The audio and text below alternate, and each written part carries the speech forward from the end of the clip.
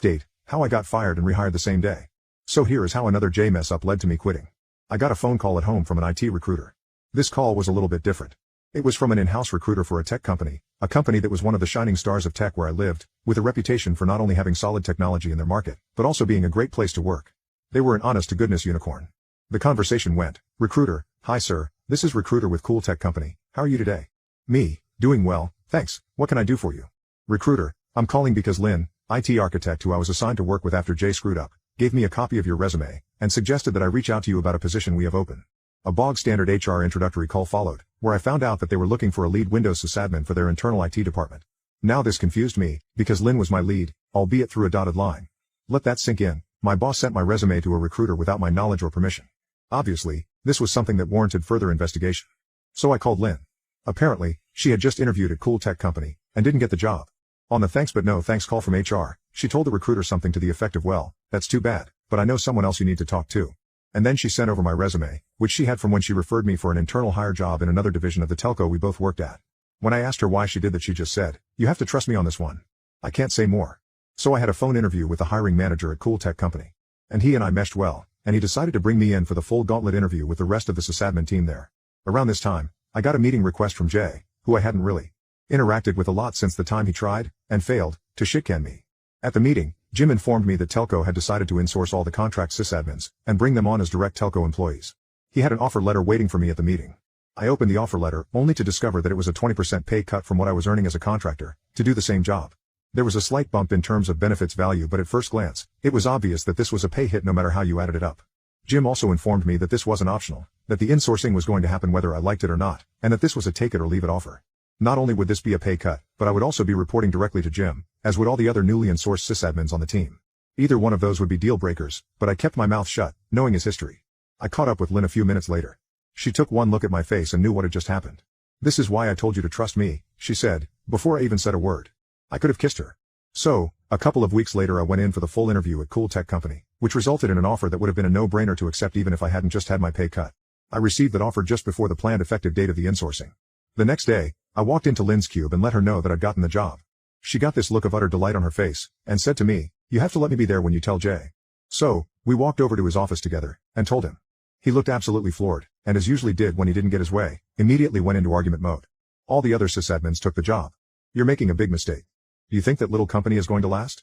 The problem was that because of the planned insourcing, there was no mechanism to continue to pay me past the end of that week, as Telco's contract with the outsourcer was expiring. Enter Marie. Marie was Jay's boss, who I had a great relationship with. Now, I felt genuinely bad about this, because IT operations at corporate HQ was her responsibility, and this left her with not only no email server support, but only a day to figure out how to ensure continuity. I was perfectly willing to give 2 weeks notice per custom, mind you, they just didn't have a straightforward way to pay me for it. So, Marie called me into her office, after Jim had left for the day. I told her that I was already in the interview process at the time Jim gave me the offer, and the fact that it was such a big pay cut made it a no-brainer to continue the process. Marie had an utterly stunned look on her face, and she said to me, "Pay cut? You all were supposed to be kept at parity." What I found out later, through my mole Lynn, was that Jay neglected to relay that instruction to company HR when they were preparing the offer letters. They prepared the offers at what HR deemed to be market rate, which in this case was a substantial pay hit. I never found out if he did that on purpose, but given that he'd complained in the past that he thought we were overpaid for what we did, I'd be willing to hazard a guess that he did. Even though Marie upped the offer to match my current pay rate and promised that I'd be reporting to her given my past history with Jay, I still declined as my new job had a lot more long-term opportunity. I ended up taking the job at the telco, just long enough to work out my notice period. HR was very confused at my exit interview when they noticed that I'd been with the company for only 9 working days. Incidentally, I ended up staying at Cool Tech Company for over 8 years. It was the best career move I ever made. My only regret about it was that I was never able to get Lynn a job there.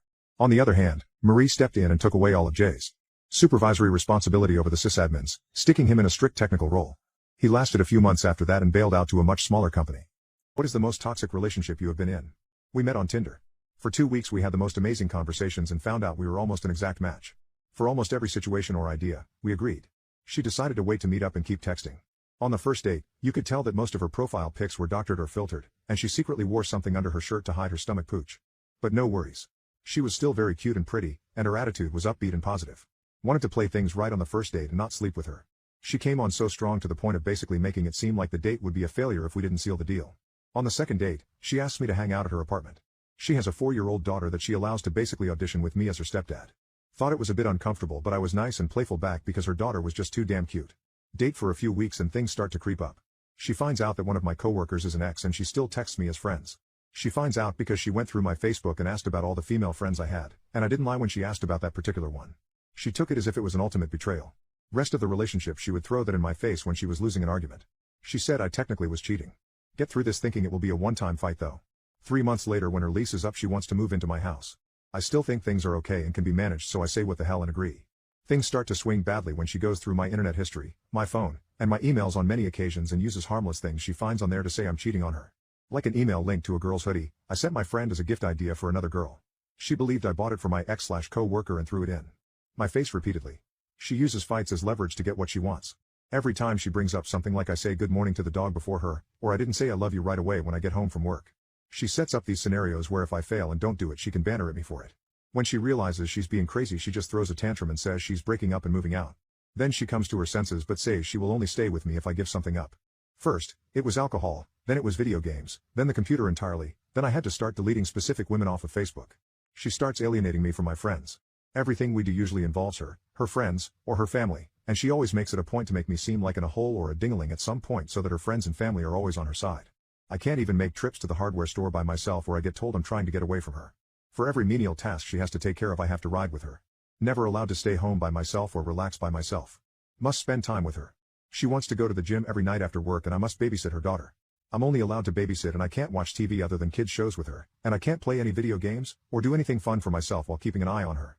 She rushes through dinner, gets mad when things take time and she misses precious minutes. When I start to bring it up as an issue she starts knocking down drag-out arguments about how she needs to go to the gym and that I hate her going to the gym to improve herself when it wasn't her going to the gym, but the fact that it was getting in the way of our home life that I objected to. Her mom has a stroke and she fights me about letting her move in with us in my house. Decides if she pays for the kitchen remodel, it is both our house and she has a say. She will leave me if I don't. Let her mom move in. Her mom moves in and I become the house handyman.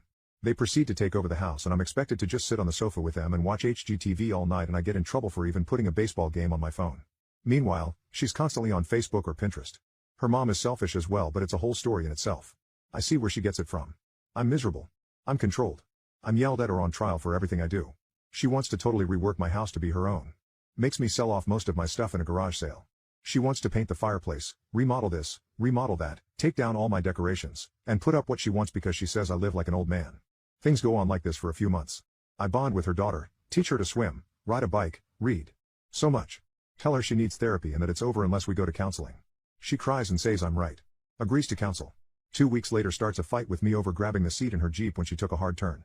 Starts yelling at me that if I can't handle the way she drives I shouldn't ride with her, drops me off at the house, and yells at me that she's told me too many times that I make her nervous when I overreact in the car. When I finally have enough and go off on her she says she's done and it's my fault because I didn't find a therapist in time. I say it's only been 2 weeks and a week of it we were flooded in due to a hurricane. Doesn't matter. As I come to find out she never planned on going to therapy. Weeks earlier she had plotted with her mother and her deadbeat medhead sister to move out and she already had a house lined up weeks ago. She moves out that weekend. Demands she gets the refrigerator because she picked it out. Yet I'm stuck with the bill for the remodel on the kitchen and I'm still paying it while she moved out and is free and clear of any obligations.